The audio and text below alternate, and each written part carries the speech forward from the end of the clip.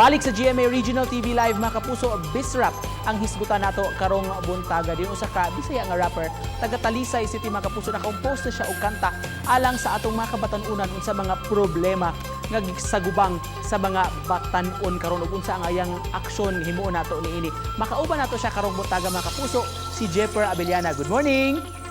Good morning, Sir Nico.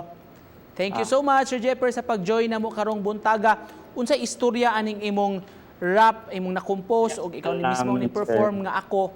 Nganong nakahunon naman kani? Nganong ako man? Ako, sir, from the word ako, ako sa base sa akong kagalingon sa personal experience sa mga yango sa akong kinabuhi, like sa kanta magud na ko siya kayo expresser sa pagsuwat sa kanta, sa rapping. Daghan siguro ang makarelate aning imong rap, Jep, tungod kay kani ang mga naagian, ordinaryo ni nga mga problema, mga naagian gyud sa mga batan-on. So based on real life experience gyud ini nimo? Yes, sir. Sa kadaghan ako nga naka-interact nga tao, pwede siyang ma-relate nila sa ilang kinabuhi. Pwede siya sa ako, sa tanan nga sa mga wala pa nila experience, posible nila nga mag-agi ka na tanan. Unsay mensahe ining mao nga rap imong gustong ipaambit sa mga batan-on, Jep?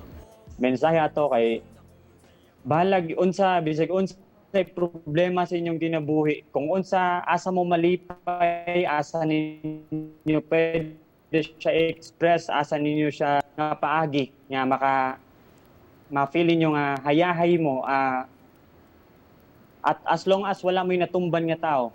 Kining pag-rap unsa man kinsa may naka-impluwensya nimo ini sukat pa pagkabata, hilig ni gyud kaani, unsa nimo pag-develop ni imong talento ini?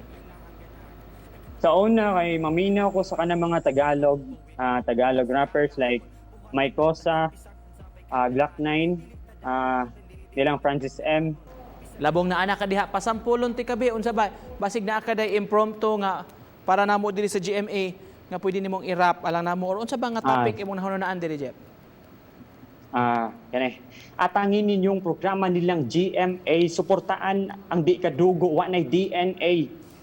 Ilang gi-interview ang kanta, kong gi-interview tungod sa kanta nga ako. Kung nakarelate mo ato aw daghan ta mga bro. After ako, Jep, unsay sunod nimo? Ito na ba kay lain pa nga gi-compose? Inawayap kami nga kanta tong kaagi, kamusta mo? Edukasyon. Basta atangitan ninyo kay para sa ato itong tanan. Mensahe lang nimo sa atong mga kaigsunan, Debbie, basig pwede nimo madaog rap ang imong message sa mga batan-on karon nga nagtan-aw nato. Sa mga batan-on nga naminaw, ilugar ang pagpabadlong o ang paglingaw-lingaw. Kaya ang ginikanan mapulan, dapat kang mupadayon. Bisag nagka-problema kay padayon ng gihapon. Ang GMA, naminaw. Mintras ako kay nag-rap, ana jud na bisag daghan pa ang gap sa kinabuhi, dapat nga mupadayon. Hangad sa babaw, bahalag nagka-problema kay dapat malipayon. Salamat. Thank you so much. Daghan kay salamat. Pag-uban ka namo karong buntaga ang Bisrap mga kapuso.